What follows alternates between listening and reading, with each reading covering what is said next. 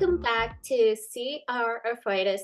My name is Anita Chan, and I'm the Programs Director at Arthritis Consumer Experts. Today, I'm excited to be joined in the studio by Michael Kuluva. Michael, welcome to the studio. Thank you so much. Before we get started, I'm going to give our audience a quick intro about you. So Michael is an American fashion designer and founder of the New York fashion label Tumblr and Tipsy. He was diagnosed with rheumatoid arthritis when he was 28. He made headlines when he brought his full video game-inspired designs to the red carpet on New York Fashion Week in 2012. When he's not busy on the runway, Michael is a passionate advocate for rheumatoid arthritis and makes a point of including people with mobility challenges in his work.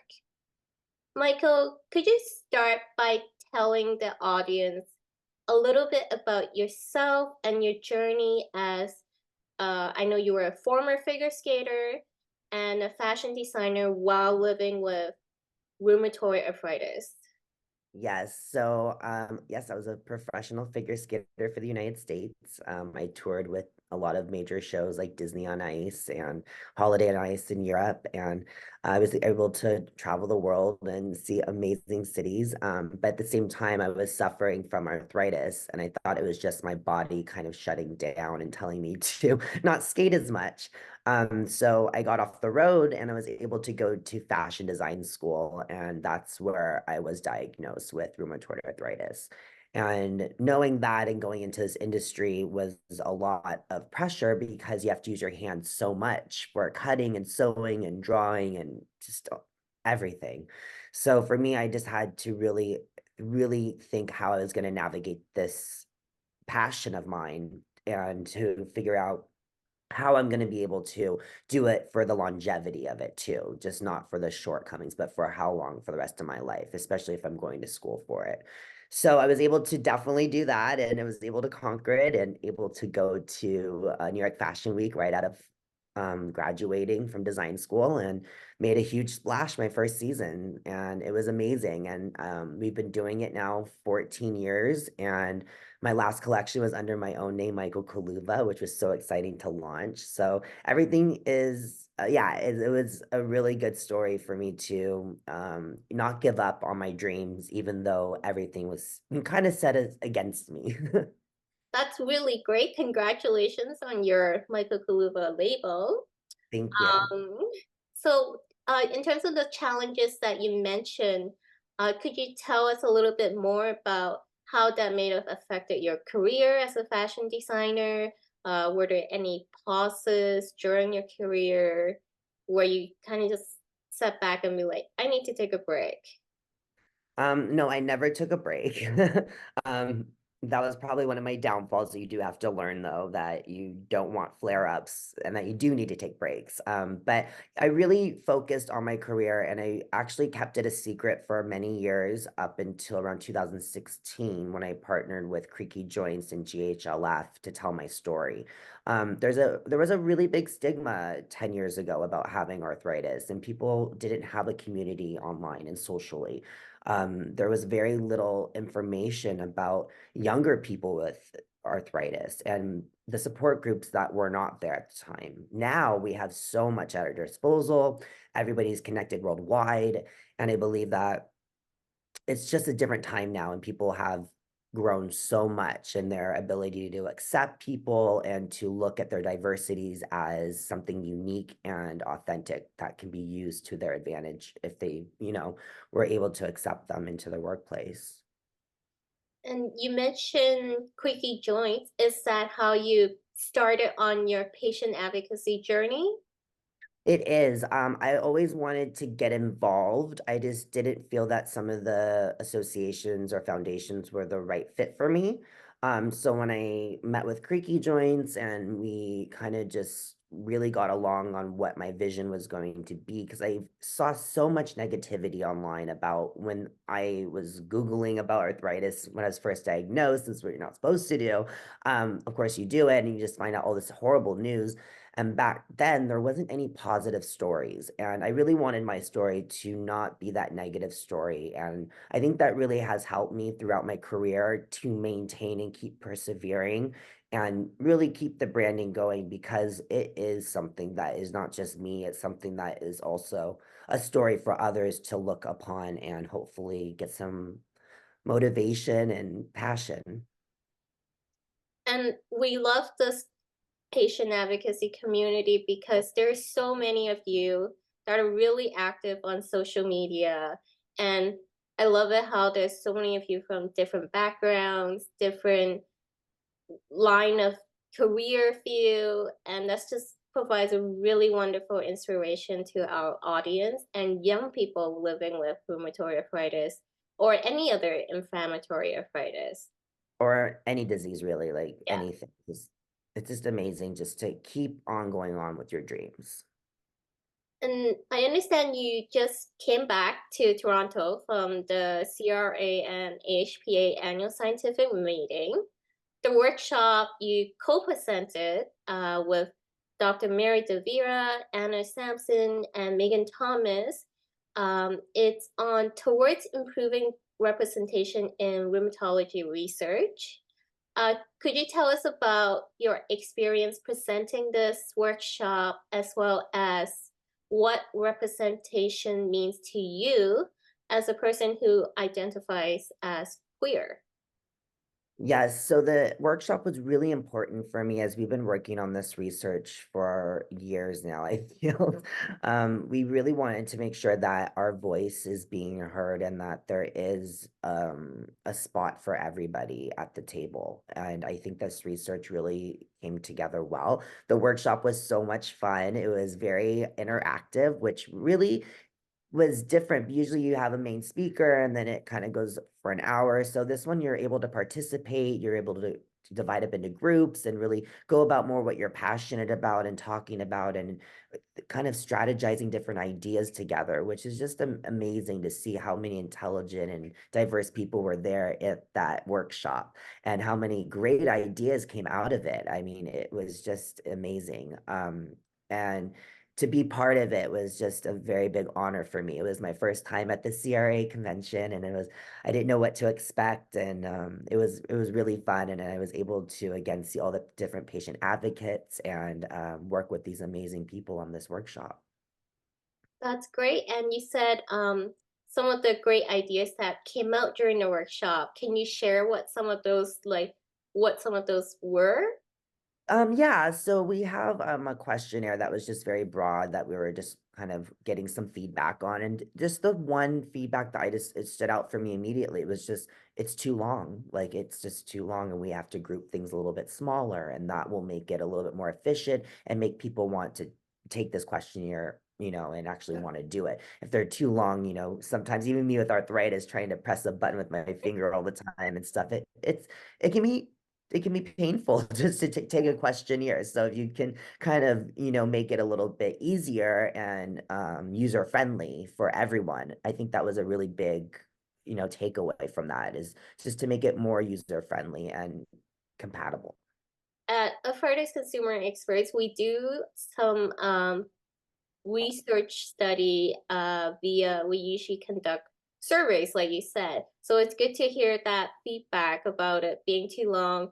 It's a hard balance because you want to capture all the information that Yeah. will help you identify the diverse backgrounds, the diverse populations. Yet sometimes the only way to do so is by incorporating more questions, and we kind of have to go, oh no, we need to keep this survey to like 20 questions max. So Yeah. Or we were also discussing that I don't know, they can be a little too intrusive sometimes when they're a little too detailed as well, and you don't feel like you're going to want to answer those type of questions that detailed, and like one of them I think was we're talking about was income. Not everybody wants to put that in there, but it does represent a lot. And then there's other times where you have all that information, and what are you going to do with it specifically? Because then it narrows it down so specifically. So yeah, it was very interesting. And it was great that we were all able to work together, and so many different people from all over were coming together and working together. That's great. And in terms of facing health inequities, do you have or have you faced any health inequities based on your gender identity? Not that I can specifically like pinpoint. I've been very fortunate in the healthcare industry to have really good advocates and doctors and medical staff help me. I've never really experienced that, or not to my attention per se. Maybe it has been behind my back. I don't know. But for me alone, I've been very fortunate. So I just want to help more people because I know that there is inequities here. And with me, I just tried to be as authentic as I can as a patient advocate and as a person to be able to have that voice here and to do that research. Or how can researchers best reach people in those diverse backgrounds and with the diverse populations? That's a great question. We actually asked that yesterday at the workshop, and that was one of our other discussion tables. And it is very difficult. We were discussing this for days and months and how to really reach people. And there is ways of doing it, and we really do need the help of the rheumatologist and the family doctors. And we were thinking of, going to the senior centers and to long care living situations where people or aquatic centers where people or yoga centers where people have arthritis or known to have arthritis. But it's really hard to pinpoint it. And there's even certain cultures that don't want to talk about their inequities in health and or anything with their health that's personal. And that's a whole nother cultural barrier that we have to, go through. But I think getting as close to a patient as possible, it would be directly through the physician if we could. I love that your all the ideas that you suggested because they're thinking kind of outside the box, which is good because normal avenues would be through social media, targeted groups, and then sometimes you just can't reach everyone, or a feed on X or Instagram will pass by, and in the 1 million second that you're there, you miss it. Exactly. Yeah. Yeah, and for to be this diverse and to get the voices is what we really want, and we really want their input. And I think that it's still a discussion. It's an ongoing discussion. So if anybody does have any ideas, please let us know. We're definitely open. Yeah. We will let you know via social media, Yeah, Michael. that'd be great. You can share your social media handles. For sure. I'm at Michael Kuluva, Kuluva on all platforms. So make sure to reply or DM me and I will definitely take it all in. Thank you. And the theme for this year's meeting is shared decision making. You sound like you had a good experience with your healthcare provider. Unfortunately, not all of us do. But from your good experience, could you tell us what shared decision making means to you and how you have built that relationship with your healthcare provider to ensure shared decision making is happening every step of the way? Right. So I'm as authentic as I can be, especially with my doctor.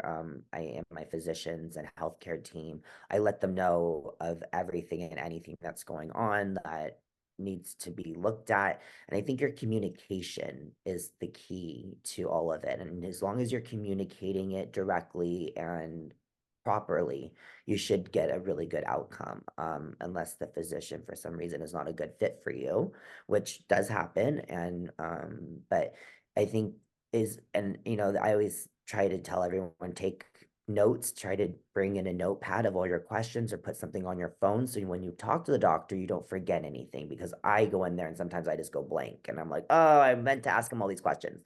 So just to have that paper or that text on your phone, just to remind yourself of the questions that you do need to ask and that you want answered. I love the tips that you share, Michael.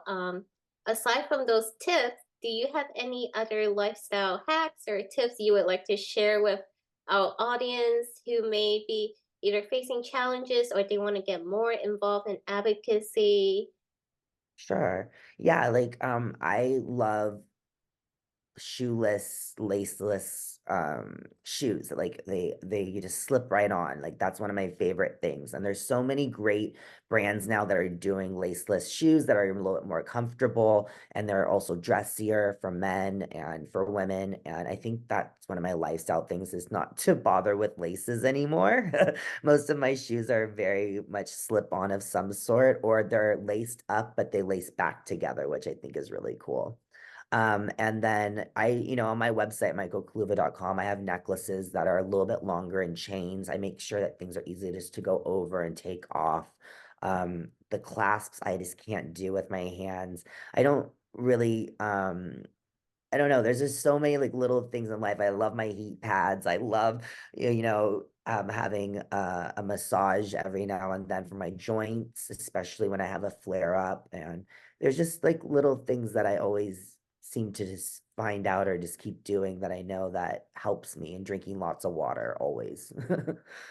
Those are wonderful tips, Michael. Well, thank you so much for joining us today.